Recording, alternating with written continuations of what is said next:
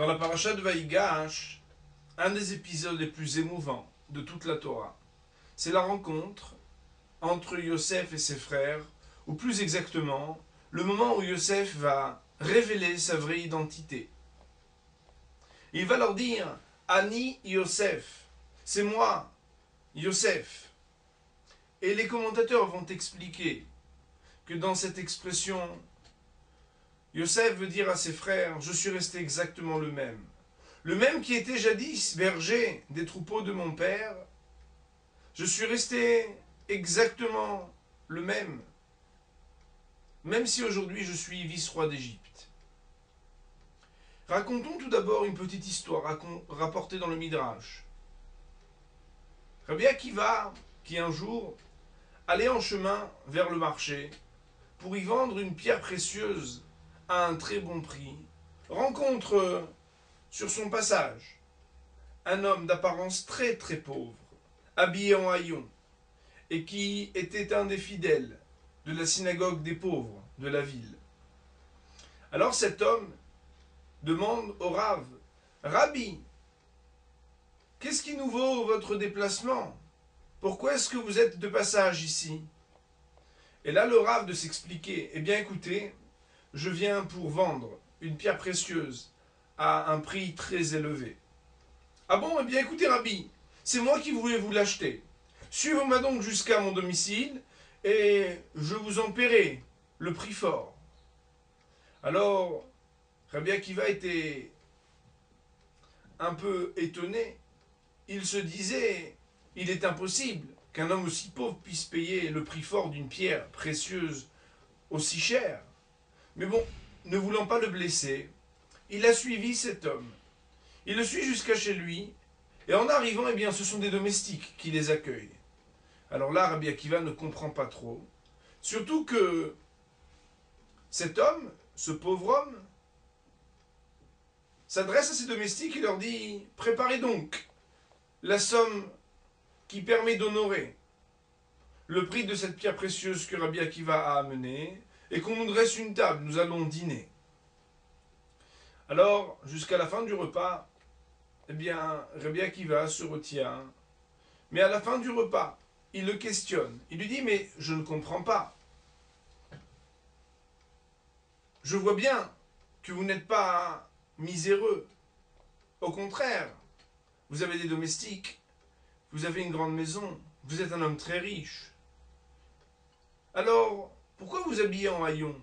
Pourquoi fréquenter les fidèles d'une synagogue des pauvres? Et là, cet homme, qui en fait n'était pas pauvre, vous l'aurez compris, eh bien, livre une leçon extraordinaire. Il dit à Rabbi Akiva, vous savez, si je fréquentais que des riches, je pourrais m'enorgueillir. Alors que lorsque je fréquente les pauvres, eh bien, je garde les qualités d'humilité, de simplicité. C'est la raison pour laquelle je ne cherche pas à fréquenter des gens qui ont la richesse, mais des gens qui ont une autre richesse, plus intérieure. Pour le Chavetz Chaim, l'épreuve de la richesse peut être plus difficile que l'épreuve de la pauvreté. Pourquoi? Bien, le Chavetz Chaim explique que lorsque quelqu'un est pauvre, il a un rapport à Dieu très fort. Il sait que tout ce qu'il gagne lui vient directement de Dieu. Lorsqu'un homme est riche, il peut s'enorgueillir, il peut penser qu'il a c'est ma force, c'est ma vaillance qui me vaut toutes ces possessions. Il peut, Dieu préserve, eh bien, perdre toutes ses richesses et être encore plus pauvre que les pauvres. On le sait, en période de difficulté, lorsqu'un homme n'a pas encore réussi, eh bien le fait de mettre en place des efforts, faire en sorte d'accéder tout doucement à quelque chose, nous fait créer de vraies amitiés avec les gens qui nous soutiennent, avec les gens qui nous encouragent.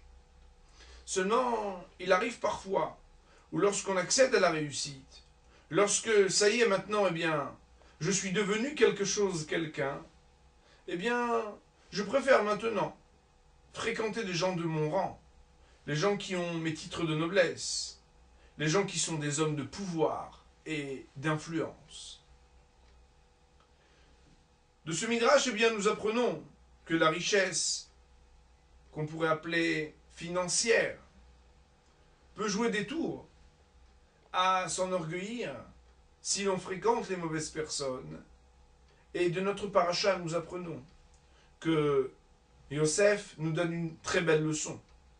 Il nous dit, Ani Yosef, restez vous-même, ne changez pas, quels que soient les galons, quels que soient les titres de noblesse que vous pourrez obtenir dans votre vie.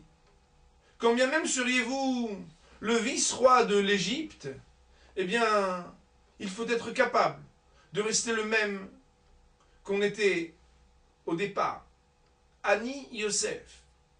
Et cette leçon, eh bien, elle nous demande de ne pas oublier où sont les vraies valeurs, qui sont nos vrais amis. Être capable de garder les liens avec les personnes qui ont une richesse intérieure, c'est comprendre que tout ce que je peux avoir ne m'est donné que pour être, que pour devenir à l'intérieur. Aussi, eh bien, il ne faudra jamais que mon accès à des niveaux financiers ou des niveaux de pouvoir ou des titres de noblesse ne puisse fouler du pied leur vocation. Dieu me donne des moyens de réussir pour mieux révéler les forces intérieures, les forces spirituelles qui sont en moi. Ça n'est certainement pas pour délaisser les valeurs que j'avais même lorsque je n'avais rien.